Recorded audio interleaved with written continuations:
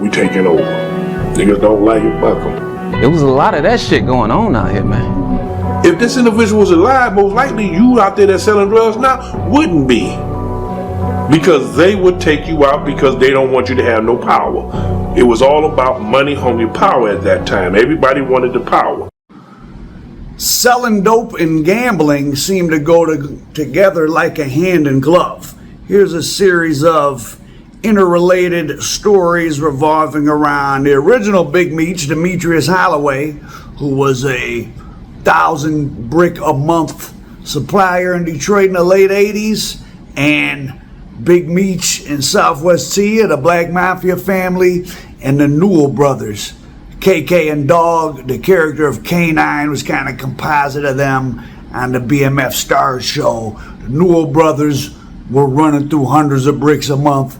They had their own, they were so into gambling, they set up like their own casino in Detroit, or their own gambling spot that was strictly for the biggest of the big fellas. And at the time this was going on, people like the infamous Best Friends were running around, who were, well, they at the end they had a kill all drug dealers policy. They were robbing and killing everybody, and it's a good thing Big Meech and them bumped into the Newell brothers before they bumped into the Best Friends. And Demetrius Holloway, the first Big Meech, bumped into some shady characters down in Miami, and he had to call the Best Friends. But here's two tales from the mean streets of Detroit involving dope and gambling. Demetrius Holloway had about a 4-year run from, say, 86 to 90 as one of America's biggest cocaine dealers, certainly one of the very largest black cocaine dealers. According to Courtney Brown Jr., who was in a position to know, at his peak, Demetrius was getting 1,000 kilos a month delivered to Indianapolis, which he would then sell in Detroit. The arrangement was basically he got 1,000 keys at a time, and he had to pay for 660 of them. So that means 340 were on the house. They were giving him 1,000 bricks. He has his ticket is for 640 of the bricks. The other, what's that, 360 are his. So, I mean, do the math there. Do you know what his price was? No, but he had to be getting them for shit, 11,000. I mean, he was letting them go for 13, between 13 and 15, depending on who you were. He had to make his money on it. So, and again, I know that, in New York, and then with Mr. Q, big fellas were all in between like that 11 and 13,000 range at that point. Now, the reason Courtney Jr. was in a position to know this fact was that his father had been partners with Eddie Jackson, and the two of them were the biggest heroin dealers in Detroit in the 70s. Eddie Jackson was in prison in the early 80s with Demetrius Holloway. Holloway was locked up for breaking in train freight cars, but Eddie Jackson took a liking to the young Demetrius, and he plugged him with some very heavy Colombians that he knew and vouched for him. And when Demetrius hit the streets in '85, he very quickly became a whale, one of the biggest dealers around. Demetrius Holloway, obviously a whale of a dealer. Demetrius had met Eddie's old man and my old man, went a mile, and Eddie's old man took Demetrius under his wing, introduced him to all the right people, and it's kind of like, just like King Midas, as I was told, everything that he touched turned to gold. And he hit the streets and he just blew up. And then just blow up. He started moving thousands of bricks. Demetrius Holloway, had he wanted to be, could have been a CEO of a major corporation. He never drank. He never smoked. He laughed at people who used drugs. He was smart as hell, and he was cunning. Demetrius Holloway also liked to gamble, and he would launder some of his drug proceeds that way. In fact, one year he claimed over $1 million in casino winnings on his IRS tax form. Demetrius used to gamble big, right? Oh, yeah. Yeah, big. One day had the club on chain there. Yeah, but when we would go out to Vegas. Oh, yeah, him. Butch Harris. All that crew out there. Because I think Demetrius had backed some lady at a casino in Anyway, you bet on her to pass like $50,000 a hand anyway, and you won, $800,000. So one day, circa 1988, Demetrius is strolling through Caesar's palace. He sees a plain Jane, good old middle American white woman at the craps table, and he has a feeling about her that she's going to be lucky. So he starts putting money on her, and she passes 12 times consecutively. So Demetrius hits for very close to $1 million. He shoots to Miami to party. Now, Demetrius didn't drink alcohol, but of course, saying water, juice, whatever he drank, someone gave him a Mickey. The guys he was hanging with in Miami, and they robbed him of maybe $400,000 worth of jewelry.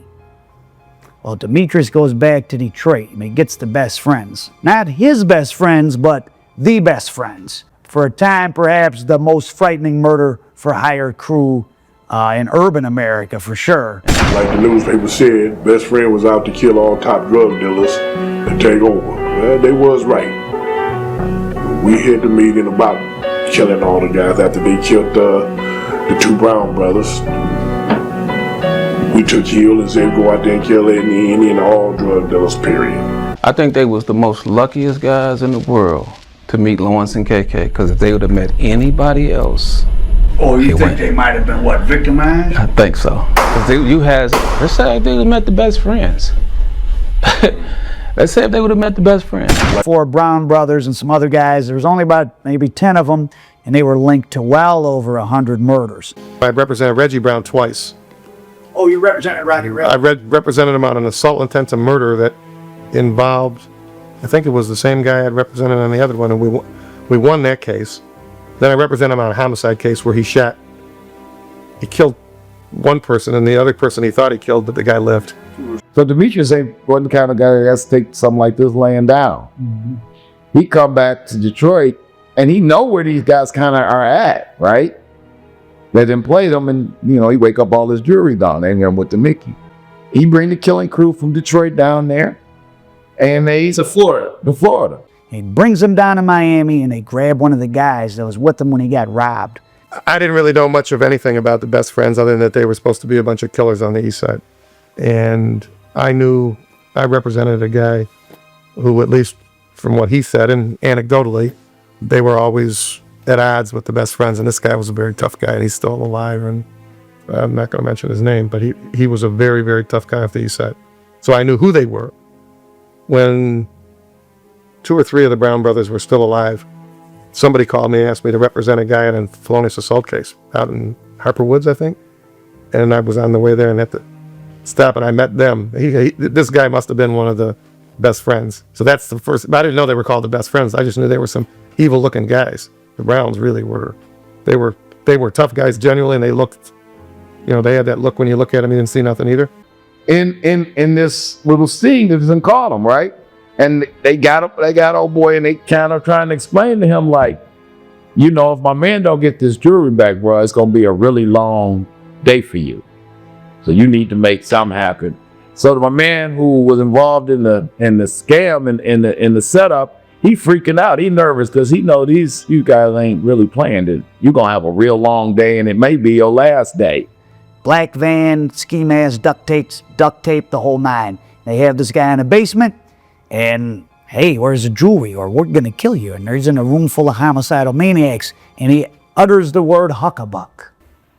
So he starts, as the story told to me, he starts reaching for names and da-da-da-da. And he like, what, y'all from Detroit? No, I'm a good guy. I'm going to get you back. I'm going to get your man back your jewelry. You can ask anybody about me. You can ask Huckabuck.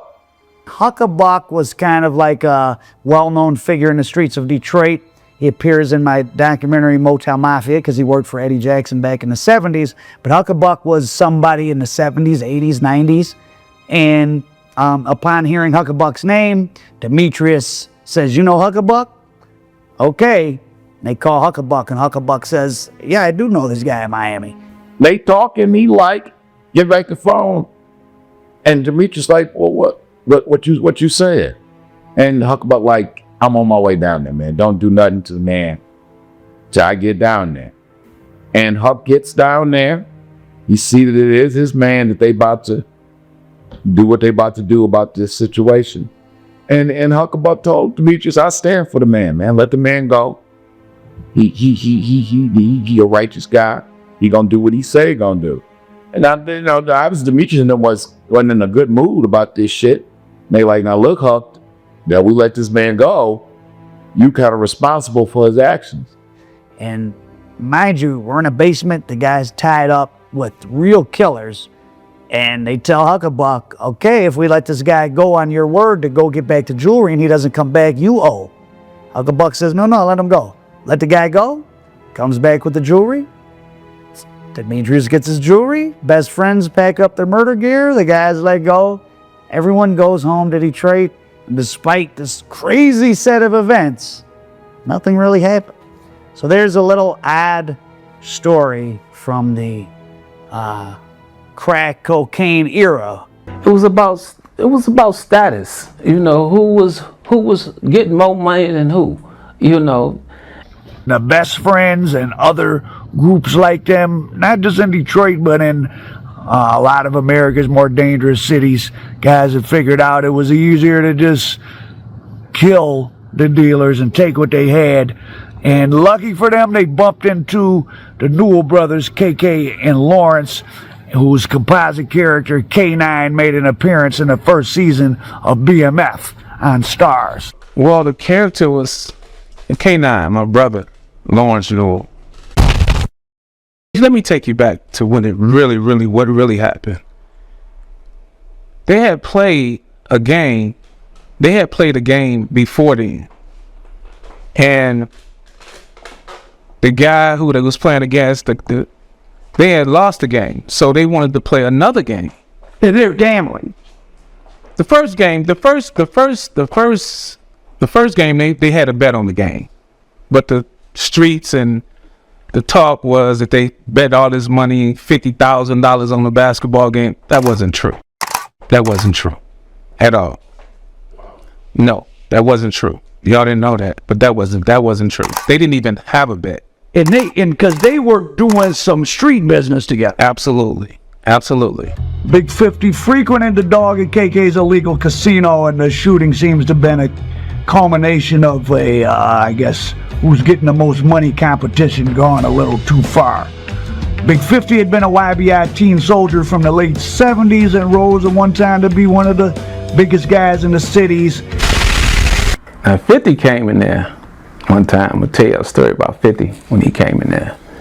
He had the baddest motherfucking ring I had ever seen in my life on his finger. The baddest ring. He came in that motherfucker. I'm talking about when he came in that motherfucker, he was throwing it up. You know what I'm saying? He was throwing it up. So anyway, that nigga came in there with a diamond ring on. It set up off his hand about like this.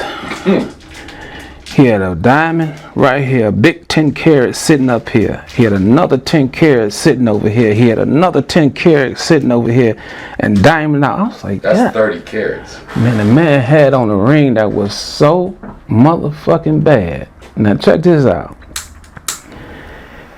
I think my brother got a little jealous. No, I don't think he got jealous. He did get jealous. And he had the map on. He had the map with, you know, the world, the United States. He had that on with the ring. He came in there.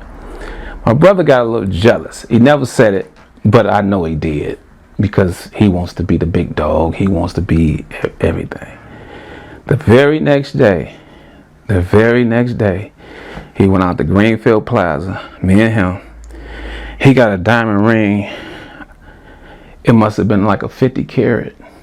This motherfucker was like a flashlight. One big, I swear to God, ask anybody. He got a diamond ring so big, he went and got the map of Africa, a chain about this big, with his name spelled out in diamonds and lawns. On the map of Africa. On the map of Africa. Steve came in there with that fucking ring on and that map. And the very next day, my brother went and he bought that.